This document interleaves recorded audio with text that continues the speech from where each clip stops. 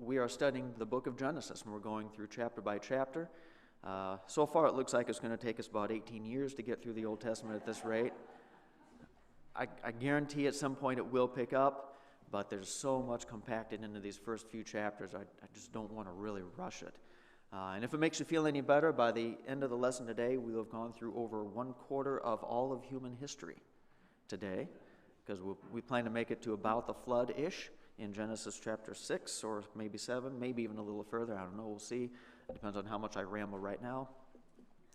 But that's over 1/4 of all of human history. And it seems like just a short little time span because it only takes a couple chapters in our Bible. But really, it was, I think I got out my calculator once, and based on the times given here in the first couple chapters, about 1,650-ish years, I believe, from creation to the flood. About 1,600 years. And that's a long time. That's, like I said, over 25% of all of human history. So if you look at it like that, we're making great time. We should be done by, the end of October. Just kidding. Yeah. But Genesis chapter 4 is where we left off last week. Now, God created the world as a perfect place, and God gave Adam and Eve everything they needed. They gave them fellowship with Him, and everything was fine. God gave them one rule. He said, don't eat of the tree in the center of the garden. And so instead of listening to God, the all-knowing, all-powerful Creator, Adam and Eve chose to listen to the lowliest of the creatures, the serpent. And the authority structure was turned on its head. Now, instead of God being in charge of the world and calling the shots, now all of a sudden the snake was calling the shots in the world. And he was determining what was right and wrong. And he was defining what is and is not truth. And it's a horrible, horrible insult and a horrible rebellion against the Creator to say, I trust the snake more than I trust you. And so Eve listens to the snake, and Adam listens to Eve, and none of them listen to God, and everything is completely backwards. And God says, well, because of this rebellion, I have to place a curse on each of you. And the dominion that used to be yours now will be taken away from you, just like you took away the dominion from me. And so God gives curses to all of them. We covered that last week. I'll not review all of them in detail, except for chapter 3, verse 15. If you want to turn back to it, you're welcome to. Where he talks to the snake, and he says, I will put enmity between you and the woman, between your offspring and her offspring. There will be two lines going here, the snake's offspring and Eve's offspring, and there will be tension, there will be animosity between the two. He said, he shall bruise your head, or crush your head, depending on your translation, and you shall bruise his heel. There will be mutual fighting going on between Eve's ultimate seed and the snake.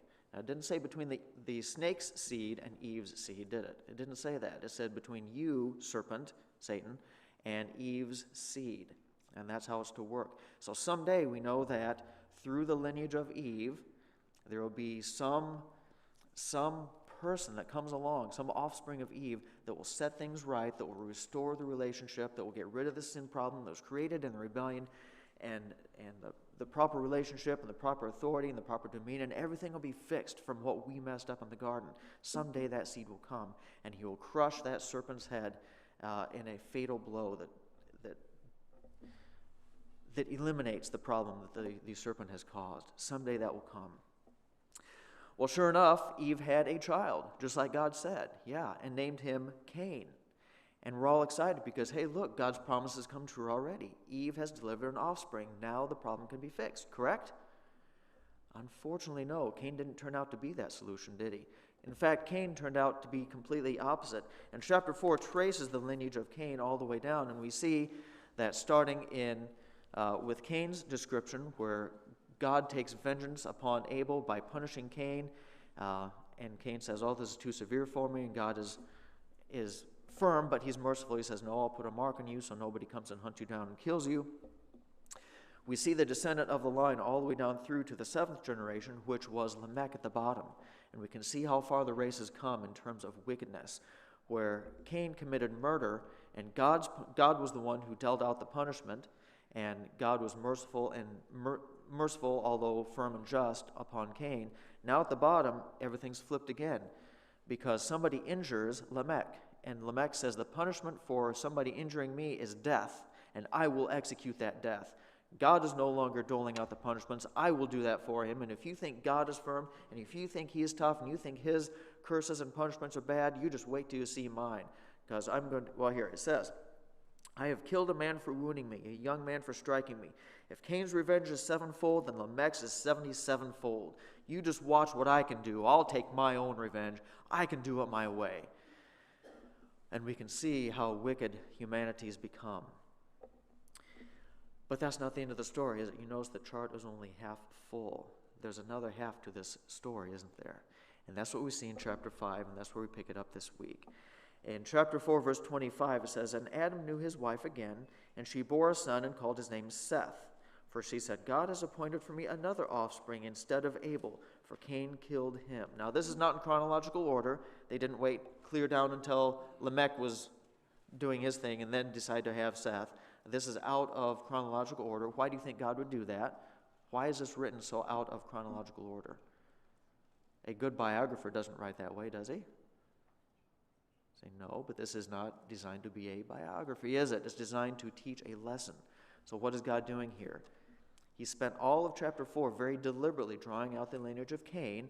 Now we're going to shift our focus just a little bit, and we're going to start on somebody else, on the other line. Which brings us to chapter 5, verse 1. This is the book of the generations of Adam. Again, if you remember the first week here, we said God kind of divided Genesis into his own chapters. We've subdivided those a little bit. But when you see this is the book of the generations, or the account of, depending on your translation, God is switching gears here, and we're looking at the next chapter. So this is the book of the generations of Adam. When God created man, he made him in the likeness of God. Male and female he created them, and he blessed them, and he named them man when they were created. And when Adam had lived 130 years, he fathered a son in his own likeness, after his image, and named him Seth. And we know from the end of chapter 4, this happened probably shortly after the murder of Abel, because we see the next boy born, Seth. Here they said, aha, now we've replaced Abel because Cain killed him. So I can't prove it, but it seems most logical that this happened shortly after Cain was killed. Cain killed Abel. How's that? Verse 4, the days of Adam after he fathered Seth were 800 years, and he had other sons and daughters. So these were not the only children he had. Everybody wonders, where did the first couple brothers get their wives? It's because they also had daughters. They had lots of kids. I have no idea how many kids Adam and Eve had altogether. The Bible doesn't say, but they had a lot of years to do it. I mean, just think if they had, on average, a child every 4 years, which seems pretty, could potentially be more than that. That's, 800 years, blah, blah, blah. It's, over like almost 250 kids. Now, I'm not saying they actually had 250 kids. I have no idea. But population growth could have been exponential at this point, okay? He had other kids. And sure enough, Seth was born. He replaced Abel. Cain has disqualified himself from being the seed that God promised. But now we have Seth. Now our hopes are up again. Is Seth the seed that God promised to Eve back in the garden? What do you think? Now, we from our perspective today know that that's not the case, but from their perspective, their hopes were probably pretty high again. Yay, maybe now we're going to get back in the garden fairly soon. And thus all the days Adam lived were 930 years, and he died. So when Seth lived 105 years, he fathered Enosh. Seth lived and fathered Enosh Seth lived after he fathered Enosh 807 years, and again, had other sons and daughters. That's going to come into play later. Keep that in the back of your mind.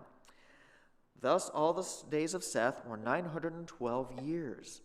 So was Seth the promised seed, the one that was promised? We know that he's not, if for no other reason than one very important reason. What reason is that? The last couple of verses of verse 6. He lived 912 years, and then he died. He died, and things were not set back the way they were. The garden is not reopened. Sin is not eliminated. Wickedness is not dealt with and judged for all time and gotten rid of. Seth died before the problem was solved. And I had a teacher years ago who liked to use this phrase, a dead Messiah doesn't do anybody any good because he's dead. And once Seth died, he was eliminated from being the seed. But it's okay because he had Enosh. Verse 9, when Enosh had lived 90 years, he fathered Kenan. Enosh lived after he had fathered Kenan 815 years, and he had other sons and daughters. Thus all the days of Enosh were 905 years, and then he died. But when Kenan had lived 70 years, he fathered Mahalalel. Kenan lived, after he fathered Mahalalel, 840 years. He had other sons and daughters. All the days of Kenan were 910 years, and he died. Generation after generation after generation. We got our hopes up, but this is not the seed either.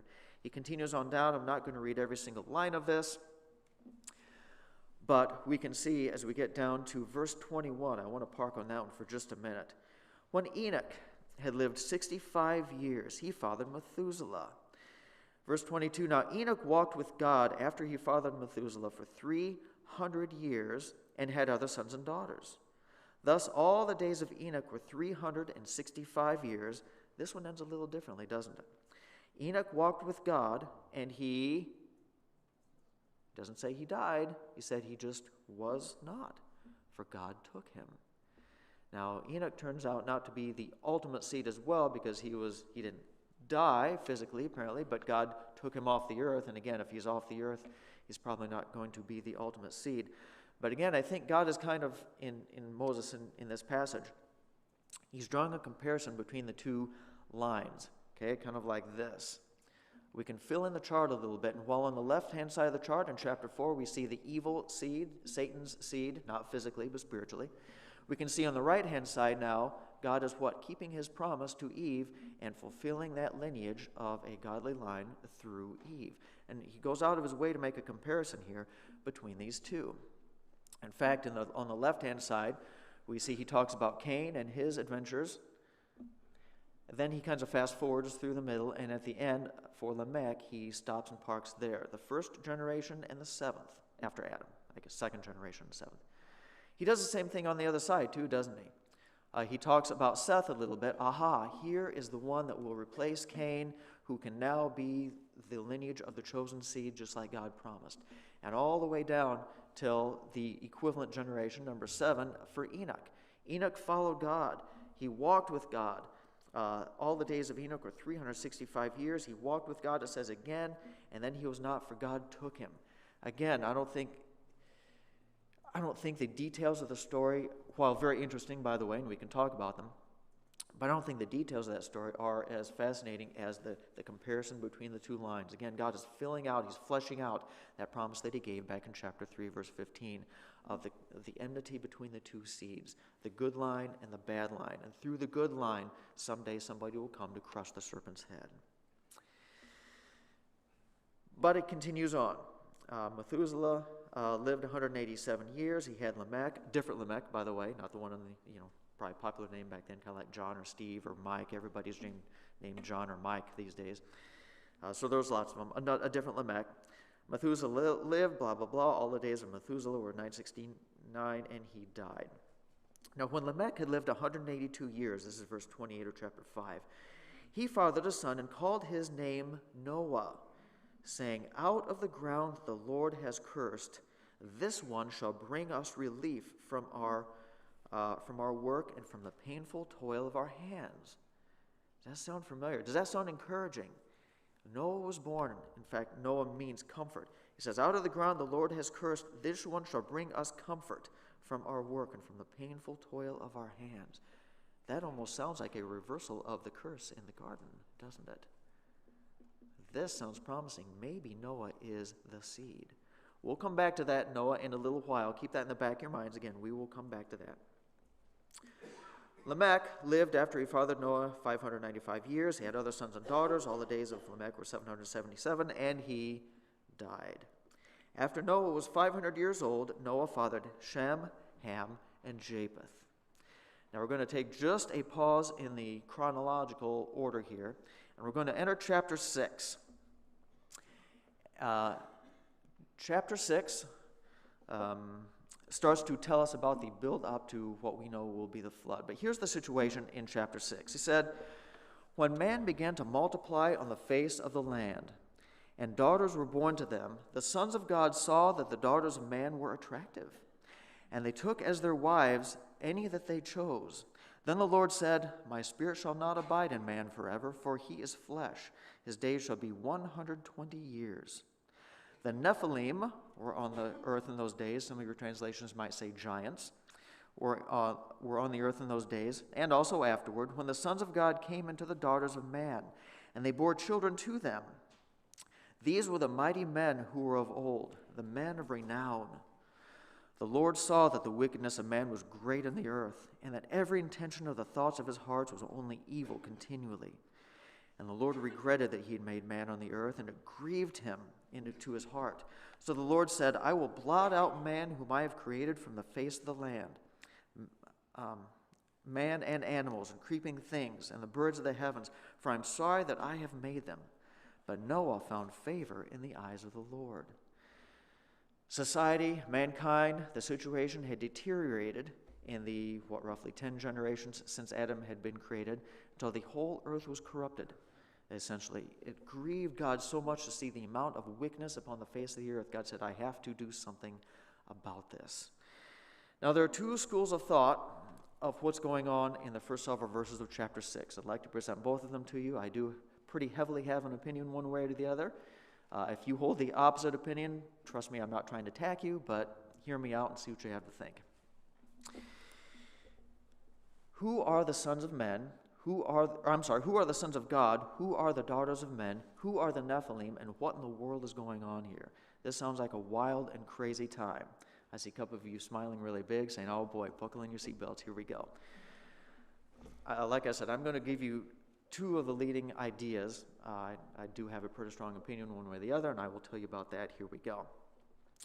Opinion number one. Throughout the Old Testament, the phrase, the sons of God, are used only to describe angels, angelic beings. And so when we see here, it says the sons of God saw that the daughters of man, the human ladies here, they were very attractive, and so the angels, probably we assume would be fallen angels, because we can't imagine the upright angels doing this, came down and either apparently took on human form or whatever, and cohabited and procreated with them. This union brought forth the Nephilim, which were mighty men, giants. Some translations say mighty men, strong men, but very evil, wicked men. And so because all this is going on, because of this wicked relationship, this wicked things going on, humanity is getting wicked, evil giants running around all over the place, things are getting completely out of control. God says, I cannot allow this to continue. There's too much wickedness going on, like we read in the last half of the passage here. I have to put an end to this. And so he called out Noah, and we have the ark and the flood story. I'm not a big fan of this view, and I'll just tell you why. And again, if you disagree, that's fine. We can talk about it later.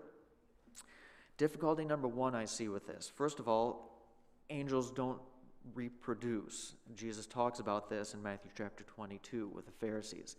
To have an angel look at a woman and say, ooh, I got to have her like that, like a human guy would. I mean, angels don't have a lot of testosterone in their bodies. You know what I mean? They are not physical beings. Now, can they take on physical form? We know that angels did, good angels did. God would have to give permission to any angel to do anything that it has to do. We see that in Job. We see that in other places. When Jesus cast out the demons, he had to give them permission even to speak. So angels don't reproduce. We don't see any sign of the Bible anywhere except for potentially here, if this is the right interpretation, of angels being attracted sexually to people. As I said, God has to allow anything that angels do, he has to allow them to do. So if these evil angels came down and procreated with women, he had to at least allow them to do so, because they have to have permission from God to do whatever they do. Next of all, God says, there is so much wickedness down here on the earth, I can't allow these things to continue. And so God says, therefore, I will punish mankind by wiping them off the face of the earth. If there was this type of relationship going on, who committed the crime and who was the victim of the crime? The committer of the crime, the bad guy, would have been the fallen angels, the demons.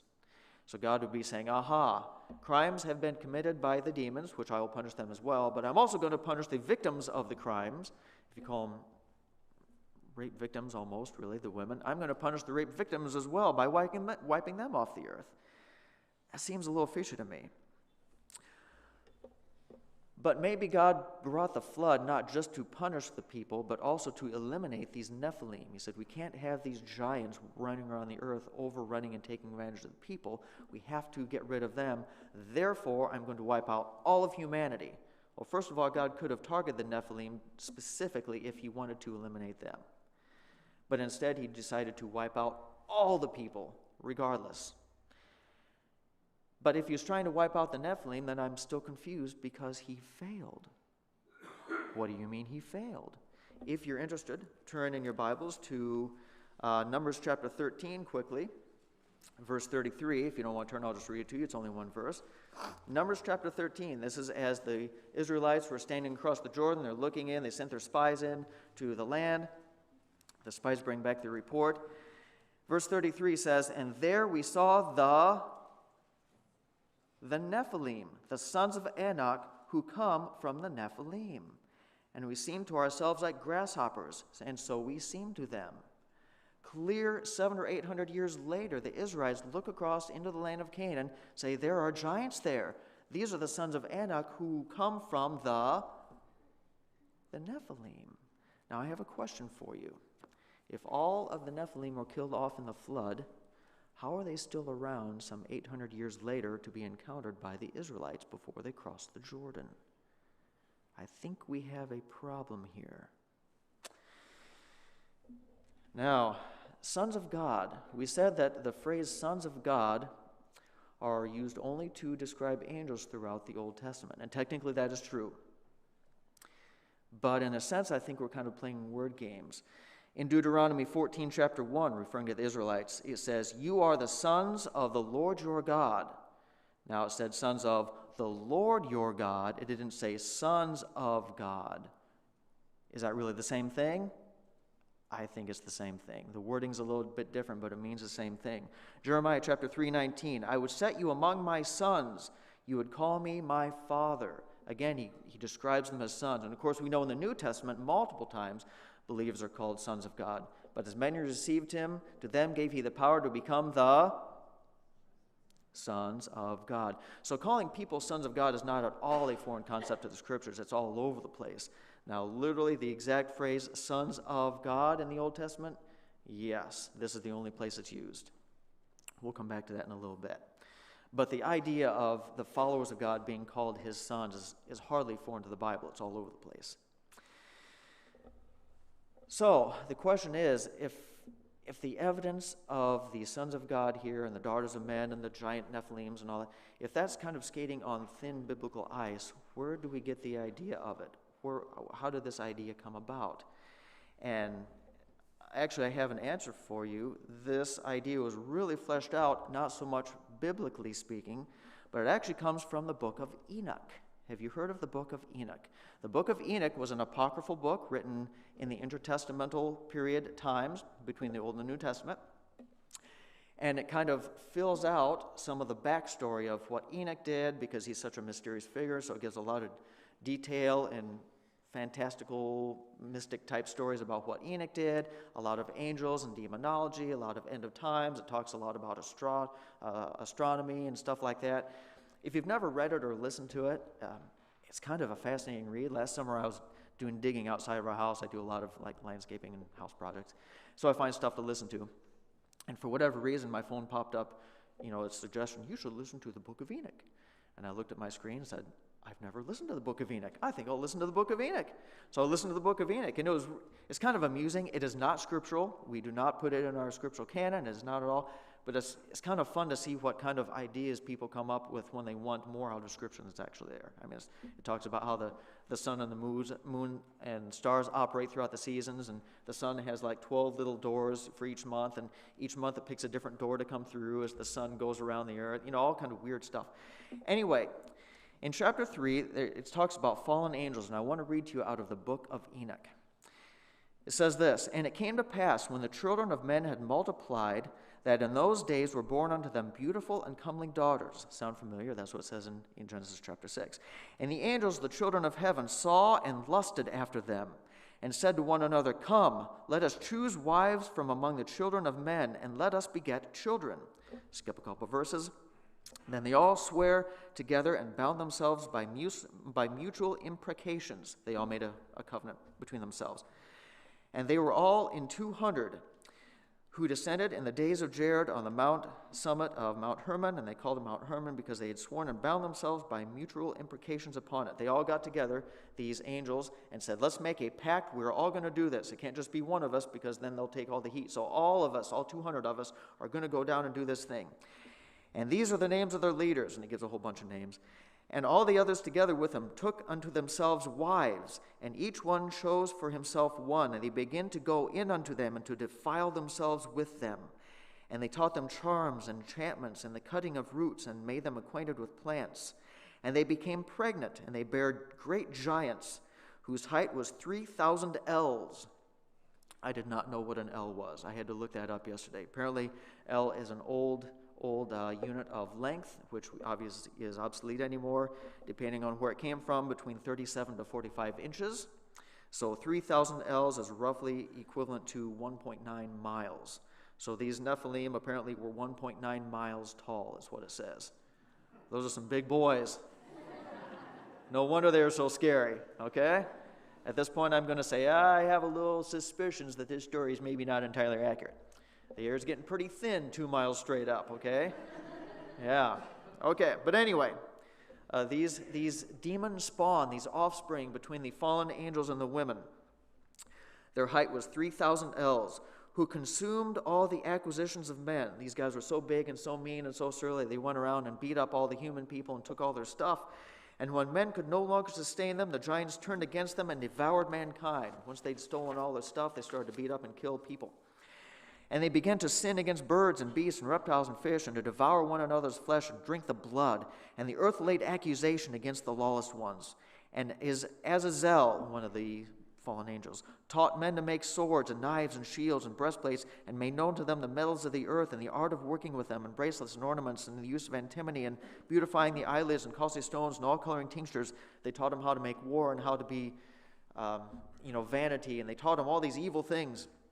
And there arose so much godliness, and they committed fornication, and they were led astray and became corrupt in all their ways. Semjaza, one of the other angels, taught enchantments and root cuttings. They taught them how to be satanic and witches, basically. Cuttings and armoros, the resolving of enchantments. Another one taught astrology. Another one taught the constellations. Another one the knowledge of the clouds. Another one the signs of the earth. Another one the signs of the sun. Another one the course of the moon. And as men perished, they cried, and their cry went up to heaven. That is the apocryphal description of what's going on in Genesis chapter 6. Now, I think there's a lot more apocryphal substantiation for that version of the story than there is biblical substantiation. And we do know that this book, the book of Enoch, apparently was known to even the people in the first century, like probably Jesus and the disciples would have known about the book of Enoch. Jude seems to reference in a phrase or two in his book to the book of Enoch, not that he's giving it authority or anything like that, but he kind of references it. But it seems like maybe that's where that interpretation comes from. I think if you just go on biblical evidence alone, it's a little bit thin in my opinion. Again, if that's your view, I'm not trying to attack you personally, but I'm going to have to pretty strongly disagree. There is another view that has a different, there's another view of this passage. Chapter 6, verse 1, when man began multiplying on the face of the earth, and the daughters were born to them, sons of God saw that the daughters of man were attractive. Two components, daughters of man and sons of God. Now, Moses and God have just gone to great lengths in chapter 4 and 5 to set out what? Two distinct lines. Now, if we were to keep everything in context and interpret this passage in light of the previous, does this make sense? Daughters of men, sons of God. Who could we assign those two people to be, those two groups? Daughters of men probably came from the line of Cain. Sons of God, who would those people be? Probably guys from maybe the righteous line. Does it make sense, given that God has gone to extraordinary lengths to define these two lines, why he might here choose to call them sons of God versus sons of Cain, or daughters of men, or seed of Satan? After he's gone to extensive lengths to separate the two, you have the two groups, daughters of men, sons of God. Okay? Let's continue. The problem is that the sons of God, verse 2, saw that the daughters of man were very attractive, and they took as their wives any that they chose. Would this be a problem if this is the correct interpretation? The righteous intermarrying with the unrighteous. Is there any other biblical support or instances or examples of that we can think of throughout the Bible where that causes a problem? Well, let's think here. I can think of the Israelites wandering in the wilderness, and Balaam comes up, and he can't curse them, but he says, I got a better curse than that. Have them intermarry with the people. They'll turn to pagan idolatry, then God will curse them for you. I can think of throughout the law where God told the Israelites, do not intermarry with those Canaanites because they will draw you into idolatry every time, and I will punish you. I can think of Solomon, who got in trouble for doing exactly the same thing, and he fell and he lost his kingdom. I can think of the Israelites after they came back from the exile, where they start intermarrying with the locals there, and Nehemiah and Ezra flip out saying, how can you morons do this? We just got exiled for 70 years for this exact same thing. Now you're doing it all over again, and they had to try to purge the people from the sin. I can think of the New Testament, where it warns believers not to intermarry and become yoked with unbelievers in a poor union in that way. So is this a problem consistently throughout Scripture? Can we find scriptural support and evidence for this? Absolutely all over the place. Does it make sense that if this is the interpretation, why God would want to punish the people in such a way? Kind of does. Let's continue. Then the Lord said, my spirit shall not abide in man forever. This is verse 3. For he is flesh, his days shall be 120 years. The Nephilim were on the earth in those days, and also afterward, when the sons of God came into the daughters of man, and they bore children to them. Here's a difficulty. If it's just people marrying people, and good people versus bad people, but still just people, why do they produce huge giants? Maybe not 1.9 miles tall, but still mighty men. This is a little bit more difficult, but I'm going to suggest something. I can't be dogmatic about this. I don't think it ever says for sure that it's because the good married the bad that's why giants were produced. I think it's giving two things that are going on here. It says, at the same time, verse 4, the Nephilim were on the earth in those days, and also afterwards, after those days as well. During that time, pre-flood, right here in the build-up to the flood, and also afterwards. Is that consistent with Scripture? Yes, we just read about it in Numbers. They continued afterwards as well. So I'm not sure that the marrying of the good and the bad here, magically producing giants, is really what's going on here. I think God is saying, in those days there were very powerful, very strong, but very evil people who were kind of making things very bad on earth, very, very wicked. And also at that time, you had the sons of God going into the daughters of men. How do these two fit together? Keep that in your mind. I'll come back to that in just a second. But in that time, the Nephilim were on the earth in those days and also afterwards. And it's also the same time when the sons of God came into the daughters of men, and they bore children to them. These, presumably the Nephilim, were the mighty men who were of old the men of renown. Now, verse 5, the Lord saw that the wickedness of man was great in the earth, and that every intention of the thoughts of his hearts was only evil continually. The Lord regretted he had made man on the earth. It grieved him in his heart. So the Lord said, I will blot out man whom I have created from the earth. Now when the Lord, back to verse 5, when the Lord looked down and looked at the earth, he didn't say the wickedness of the demons are so out of control, I must wipe out the earth. It said the wickedness of man. It did not say the demons. So clearly people are the perpetrators here that God is trying to punish. But it sounds like all of humanity had become so corrupted that God said, I have to pronounce comprehensive judgment over the entire planet, except for there is only one guy that catches my eye. Verse 7, blot out all the man I've created from the face of the earth, man, animals, creeping things, birds of heaven, I'm sorry for I created them, except for Noah. He found favor in the eyes of the Lord.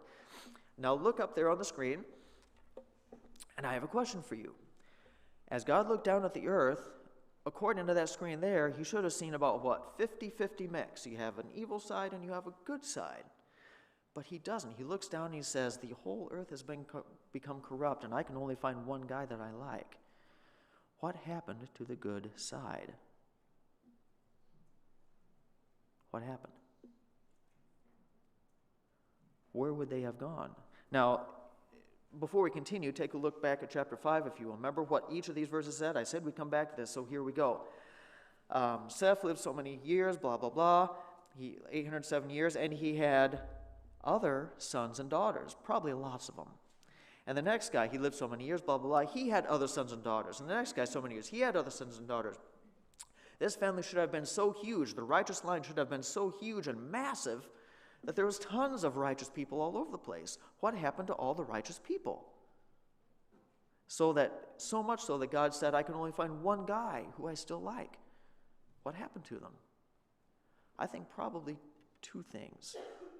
One, if you have very wicked but very strong and very powerful Nephilim running around, very bad guys with a lot of power, and you have good guys, what are the very bad, strong guys probably going to do to the bad guys? Especially when, if you look down in chapter 6, verse 11. Now the earth was corrupt in God's sight, and the earth was filled with violence. And God saw the earth, and behold, it was corrupt, and all flesh had corrupted the way on the earth. A very violent place. Who was perpetrating the violence, and who is likely the victim of the violence?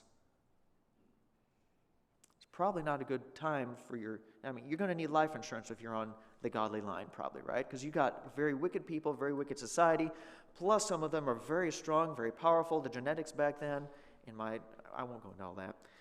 A lot of genetic variety, a lot of things going on before the flood.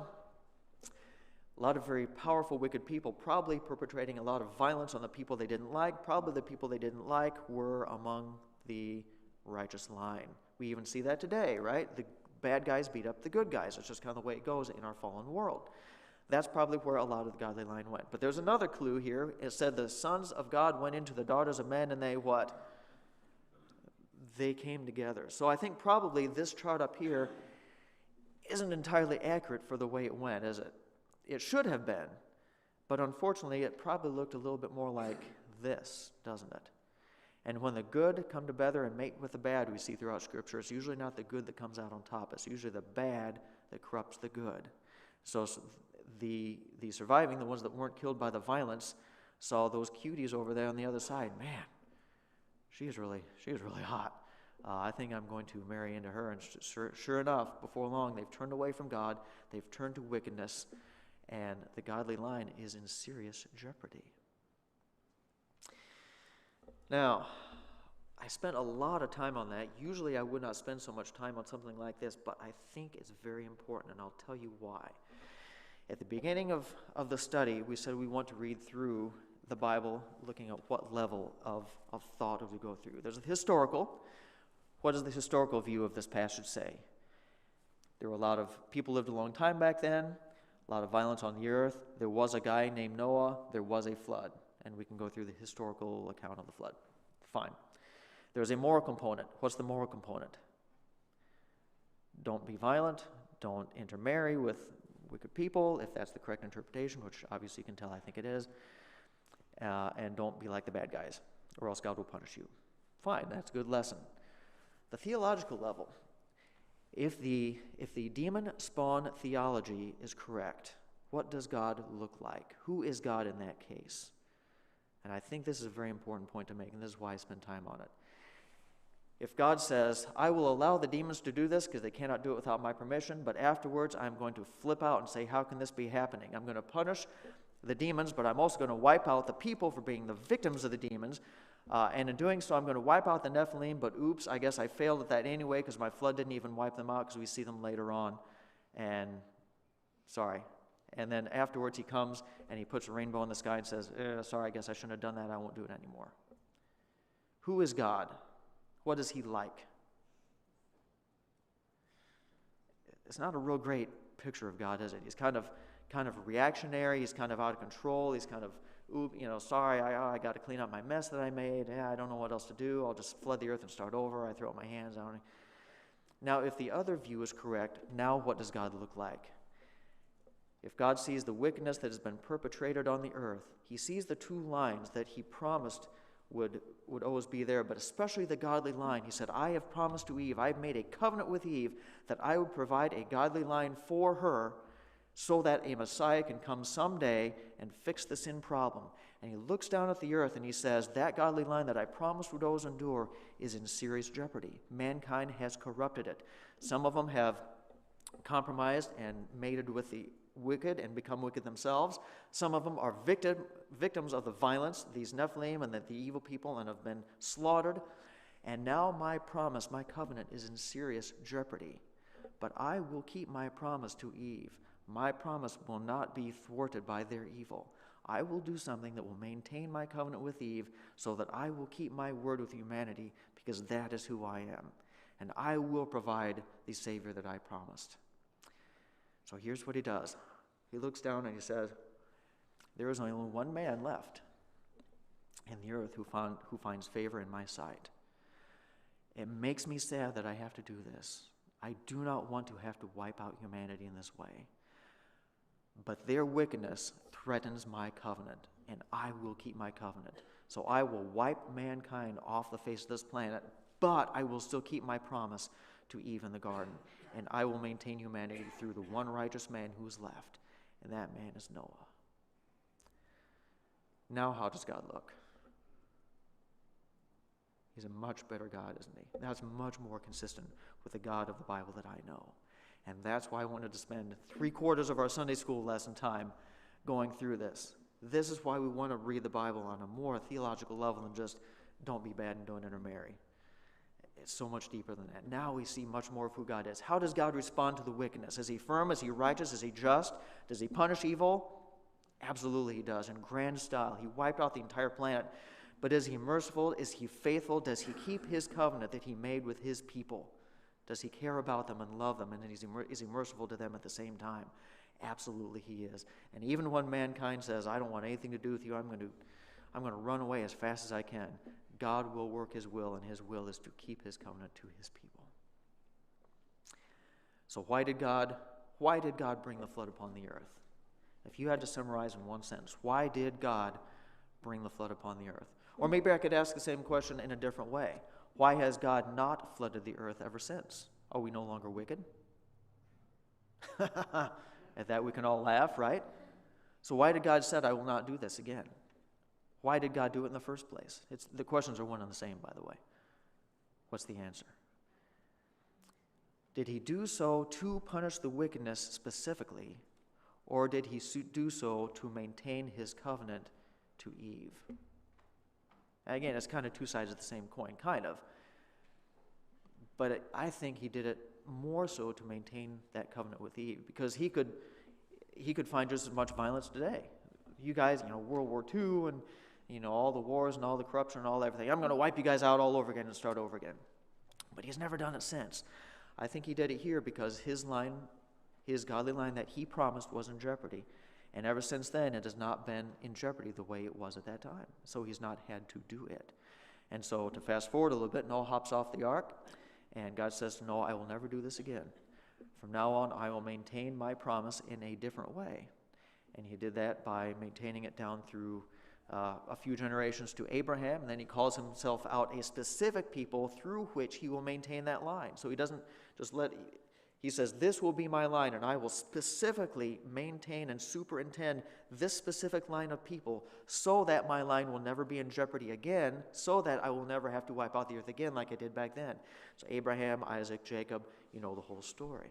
And if you are an Israelite reading this as you're walking through the wilderness, as the first readers were, how important would this be to you? Now I know who we are. Now I know why God went to such lengths to drag us out of Egypt.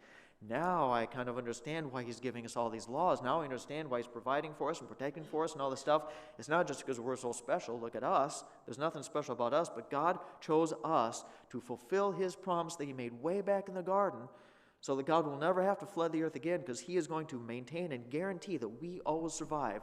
We, the Israelite people, who are that line, we are God's chosen line to maintain his covenant, to provide that seed someday. Now it all comes together. It all makes sense. Now I understand. What do you think? Pretty amazing story, isn't it? Yeah. Well, we almost made it to the flood, guys. We're within 120 years of the flood. Sorry. But I think that was a worthwhile venture here because I really think we got a better grasp of why God's doing what he's doing. Let's pray. Dear God, we thank you this morning for this passage. Again, I thank you for who you are. We see so much of who you are by how you respond to the situations that we unfortunately present you with. You judge the wickedness, you're righteous, you're holy, all those things, but you're also kind and merciful by maintaining Noah and his family. You're also promise-keeping, and you're faithful, and you're reliable. So many things we see of your character by how you respond and how you relate to the people back then and maintain your covenant with your people. We thank you for all the things that you are and how you deal with us. In Jesus' name I pray, amen. We'll pick it up again